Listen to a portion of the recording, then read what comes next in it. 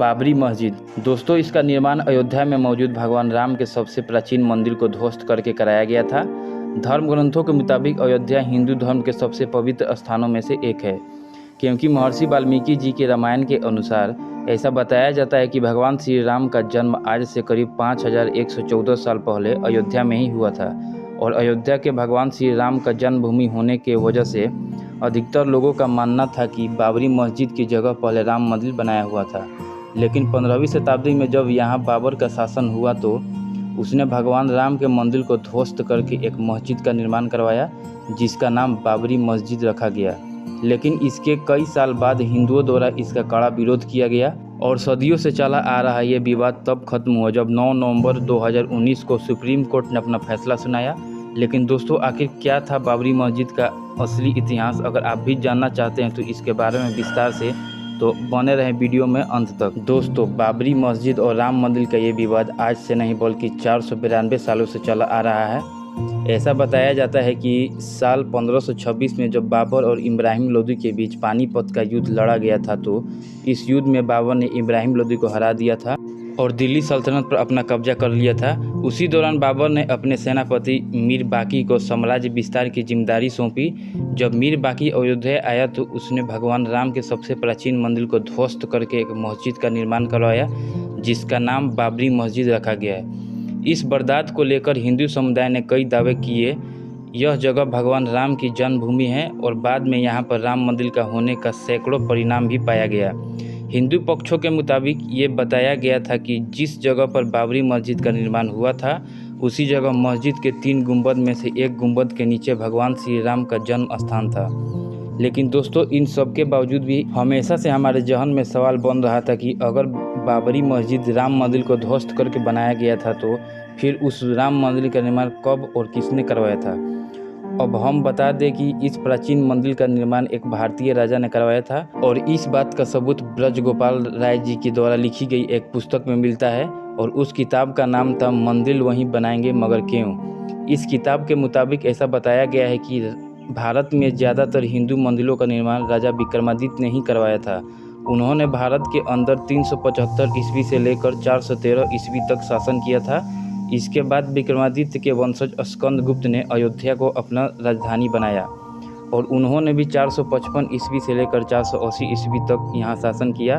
दोस्तों, आपको बता दें कि राम मंदिर और बाबरी मस्जिद के विवाद की सबसे पहली शुरुआत साल 1885 से हुई थी, जब अयोध्या के एक महंत श्री रघुवर दास जी ने 19 जनवरी 1885 को फैजाबाद की अदालत में एक अपील दाखिल की कि उन्हें राम चौतरे पर मंदिर बनाने की आज्ञा दी जाए। लेकिन उस समय फैजाबाद अदालत के उप न्यायाधीश ने तुरंत ही इस अपील को खारिज कर दिया था।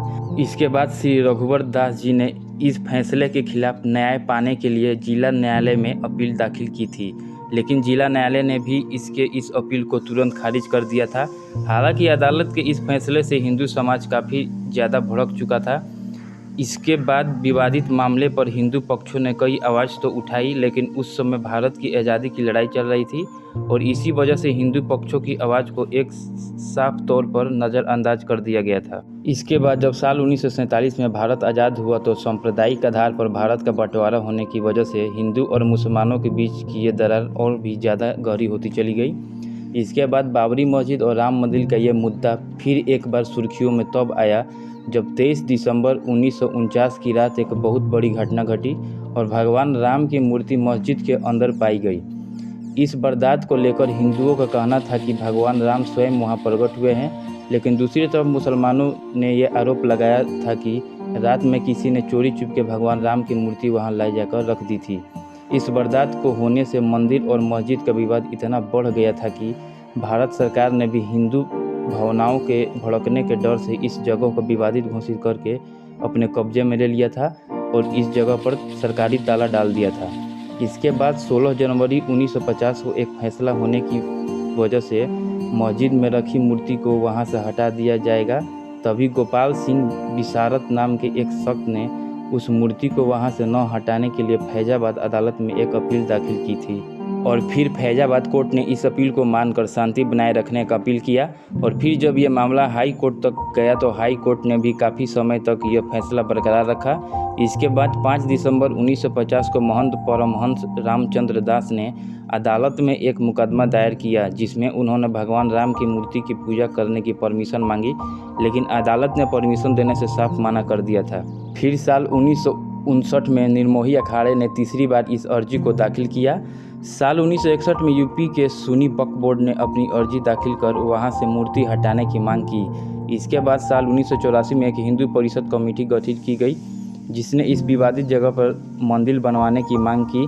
और फिर फैजाबाद के जिला अध्यक्ष DM पांडे ने 1 फरवरी 1986 को विवादित ढांचे पर से ताला हटाकर हिंदुओं को वहां पर पूजा करने की इजाज़त दी। इसके बाद 6 दिसंबर 1992 को हिंदू संगठनों द्वारा मस्जिद का ढांचा गिरा दिया गया, जिससे देश भर में दंगे भड़क गए और इस दौरान 2000 से भी ज़्यादा लोग मारे गए। इसी वजह से साल 2002 में हिंदू कार्यकर्ताओं को लेकर जाती हुई ट्रेन गोधरा में आग लगा दी गई, जिसमें 98 लोगों की मौत हो गई। और इसकी वजह से गुजरात में भी दंगे हुए, जिसमें 2000 से ज़्यादा लोग मारे गए। इसके बाद साल 2010 में हाई कोर्ट ने विवादित जगहों को 3 बराबर हिस्सों में बांटने का फैसला किया। सुन्नी वक्फ बोर्ड, रामलला विराजमान और निर्मोही अखाड़े के बीच बांटने का फैसला किया। लेकिन साल 2011 में सुप्रीम कोर्ट ने अयोध्या विवाद के इस फैसले पर रोक लगा दी और फिर 6 अगस्त 2019 से सुप्रीम कोर्ट में इस मामले का रोजाना सुनवाई हुई।